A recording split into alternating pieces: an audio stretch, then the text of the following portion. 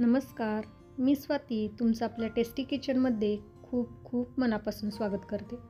थंडीचे दिवस आहेत आणि थंडीच्या दिवसात एकदम गरम गरम पदार्थ खाण्यात खूप मजा येते. तर मी आज इथे अशीच एक रेसिपी शेअर करत आहे, ती म्हणजे रसम वडा. आज आपण अगदी सोप्या पद्धतीने टोमॅटो रसम बनवत आहोत. सोबतच परफेक्ट वडा आज आपण बनवणार आहोत. वड्यासाठीचं बॅटर एकदम परफेक्टली कसं बनवावं, म्हणजे एकदम लाईट आणि फ्लफी बॅटर कसं बनवायचं ते बघणार आहोत. असं परफेक्टली बॅटर बनवलं तर वडे कसे बाहेरून एकदम क्रिस्पी आणि आतून सॉफ्ट आणि जाळीदार बनतात.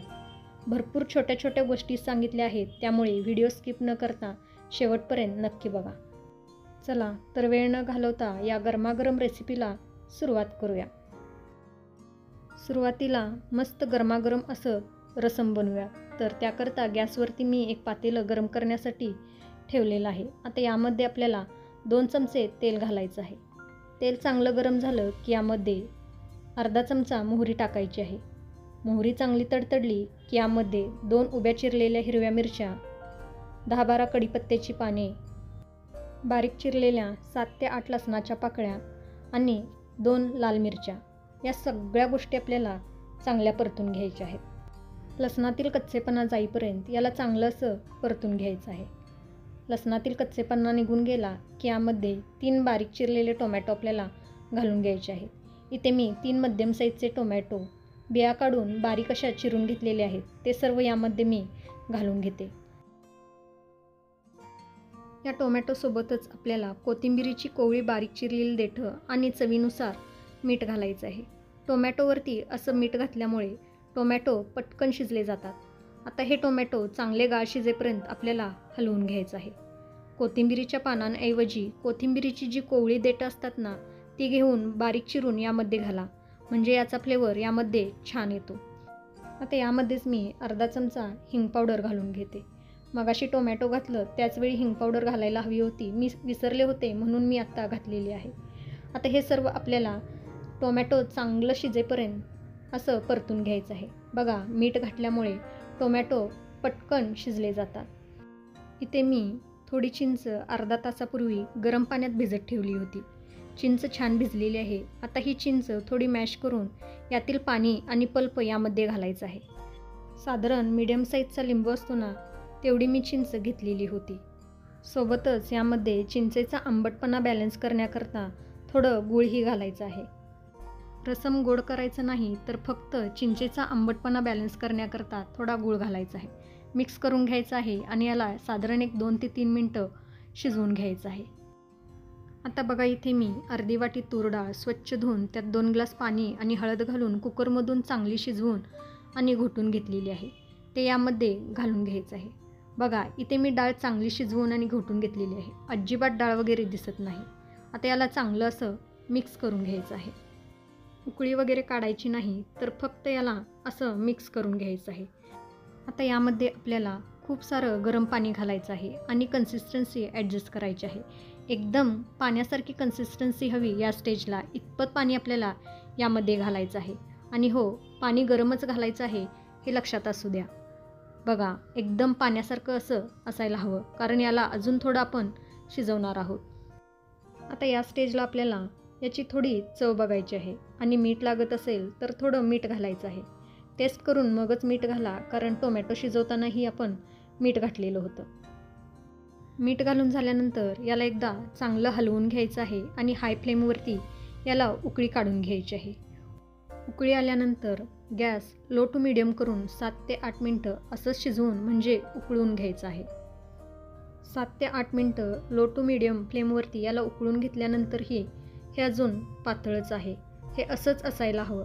आता इथे मी एका बाउलमध्ये 3 चमचे रसम पावडर घेते. आता या रसम पावडरमध्ये आपल्याला थोडं गरम पाणी घालून याला चांगलं मिक्स करून घ्यायचं आहे. इथे तुम्ही घरी बनवलेलं रसम पावडर वापरू शकता किंवा बाजारात मिळतो तो रसम पावडर वापरला तरीही चालेल. रसम पावडरची रेसिपी हवी असेल तर कमेंट करून सांगा, तीही रेसिपी मी नक्की शेअर करेन. चांगलं मिक्स करून झालेलं आहे. आता हे आपल्याला रसममध्ये घालून घ्यायचं आहे आणि याला चांगलं हलवून घ्यायचं आहे. चांगलं हलवून झाल्यानंतर याला फक्त एक उकळी काढून घ्यायची आहे. जास्त शिजवायचं नाही, कारण रसम पावडर ऑलरेडी भाजून बनवलेली असते. त्यामुळे फक्त याला एक उकळी काढून घ्यायची आहे. आता इथे तुम्ही रसम पावडरचं प्रमाण तुमच्या आवडीप्रमाणे कमी जास्त करू शकता. बघा, याला मस्त अशी उकळी आलेली आहे. किती मस्त दिसत आहे तुम्ही बघू शकता.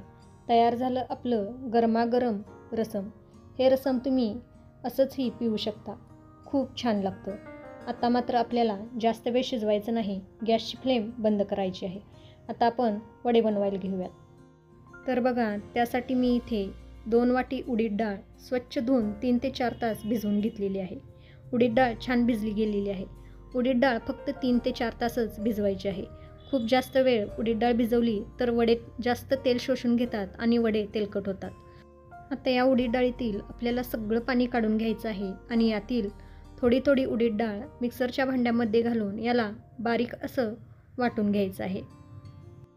उडीद डाळ बारीक करत असताना कमीत कमी पाण्याचा वापर करून याला बारीक करून घ्यायचं आहे. सुरुवातीला पाणी न घालताच मिक्सरच्या पल्स मोडवरती होईल तितकं आपल्याला बारीक करून घ्यायचं आहे. नंतर आवश्यकता वाटली तर फक्त 2 ते 3 चमचे पाणी घालून याला बारीक करून घ्यायचं आहे. इथे मी सुरुवातीला पाणी न घालता शक्य होईल तितकं बारीक करून घेतलं. नंतर फक्त 2 ते 3 चमचे थंड पाणी घालून याला छान असं बारीक करून घेतलेलं आहे. बघा, एकदम मस्त असं बारीक झालेलं आहे. आता हे बॅटर आपल्याला एका मोठ्या भांड्यात काढून घ्यायचं आहे आणि उरलेली डाळ ही अशीच कमीत कमी पाण्याचा वापर करून बारीक करून घ्यायची आहे. इथे माझी सगळी डाळ छान अशी बारीक करून झालेली आहे. आता हे बॅटर आपल्याला चांगलं फेटून घ्यायचं आहे. आता हे बॅटर फेटण्याकरता तुम्ही हँड विस्करचा वापर करू शकता, इलेक्ट्रिक बीटरचा वापर करू शकता. दोन्हीही नसेल तर हातानेही याला चांगलं फेटून घेऊ शकता. फक्त थोडा जास्त वेळ लागतो, पण हातानेही हे चांगलं फेटलं जातं. या पद्धतीने आपल्याला फेटून घ्यायचं आहे, म्हणजे यामध्ये चांगली हवा भरली जाईल आणि हे बॅटर एकदम फ्लफी बनेल. हे जसजसं फेटलं जाईल तसतसं बॅटरचा कलर लाईट होत जातो आणि या बॅटरला एक छान शायनिंग येते. कमीत कमी 8 ते 10 मिनटं हे चांगलं फेटून घ्यायचं आहे. 8 ते 10 मिनटं हे बॅटर मी चांगलं असं फेटून घेतलेलं आहे. बघितल्यानंतरच तुम्हाला कळत असेल की बॅटर किती फ्लफी असं झालेलं आहे. बॅटर अगदी मस्त हलकं फुलकं झालेलं आहे. बॅटर हलकं फुलकं झालं आहे की नाही हे कसं ओळखायचं, तर एका वाटीमध्ये पाणी घेऊन त्यामध्ये बॅटरमधील थोडा गोळा घालून बघायचा. तो तरंगायला लागला म्हणजे समजायचं की आपलं बॅटर व्यवस्थित फेटलं गेलेलं आहे. बघा, गोळा मस्त असा पाण्यामध्ये तरंगत आहे, म्हणजे आपलं बॅटर व्यवस्थित तयार झालेलं आहे.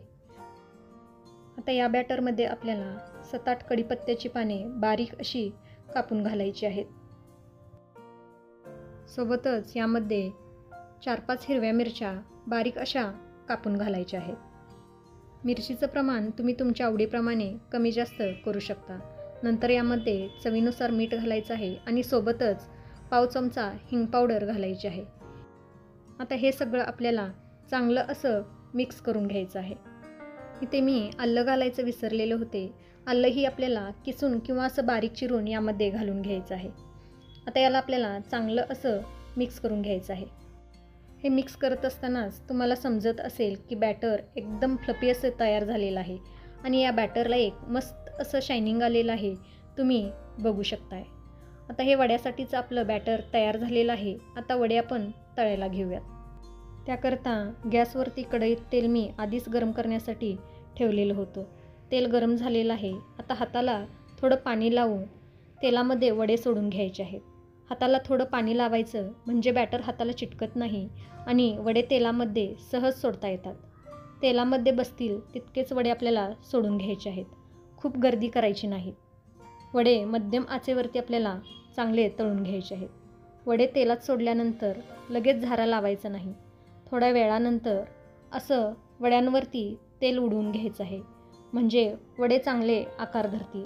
नंतर उलटून पालटून सगळीकडून हे वडे आपल्याला गोल्डन ब्राऊन कलरवरती तळून घ्यायचे आहेत. गॅसची आच मध्यमच ठेवायची आहे. आच जर मोठी केली तर वड्यांना वरून तर पटकन कलर येईल, पण आतून ते कच्चे राहतील. तसंच लो फ्लेमवरती हे वडे तळून घेतलात तर हे वडे खूप तेलकट होतात. त्यामुळे मीडियम फ्लेमवरतीच हे वडे आपल्याला गोल्डन ब्राऊन कलर येईपर्यंत तळून घ्यायचे आहेत. इथे माझे मस्त असे वडे तळून झालेले आहेत. आता हे वडे मी एका प्लेटमध्ये काढून घेते आणि याचप्रमाणे राहिलेले वडेही मी तळून घेणार आहे. बघा, वड्यांना किती मस्त असा कलर आलेला आहे. आता यातील एक वडा मी तुम्हाला तोडून दाखवते. बघा, आतून किती सॉफ्ट, जाळीदार आणि स्पॉन्जी हा वडा तयार झालेला आहे आणि बाहेरून एकदम क्रिस्पी. हा वडा तुम्ही टोमॅटोच्या चटणीबरोबर, खोबऱ्याच्या चटणीबरोबर असंचही खाऊ शकता. खूप छान लागतो. वडे तयार झालेले आहेत. गरमागरम रसम तयार झालेला आहे. आता आपण रसम वडा सर्व करूया. त्याकरता एका बाउलमध्ये मी 4 ते 5 वडे घेतलेले आहेत. आता यावरती गरमागरम आपल्याला रसम घालून घ्यायचा आहे. तयार झाला आपला गरमागरम रसम वडा. किती मस्त दिसत आहे, तुम्ही बघू शकताय. चवीला तर अप्रतिम झालेला आहे. थंडीत आणि पावसाळ्यात खायला खूप मजा येते. आजची ही रसमवड्याची रेसिपी कशी वाटली हे मला कमेंट करून नक्की सांगा. आजची रेसिपी आवडली असेल तर प्लीज लाईक करा, आपल्या प्रियजनांसोबत शेअर करा. तसंच टेस्टी किचनला अजून सबस्क्राईब केला नसेल तर प्लीज सबस्क्राईब करा. परत भेटू अशाच एका छानशा रेसिपीसोबत. तोपर्यंत मस्त खा, टुमटुमीत राहा. Bye bye. Thanks for watching.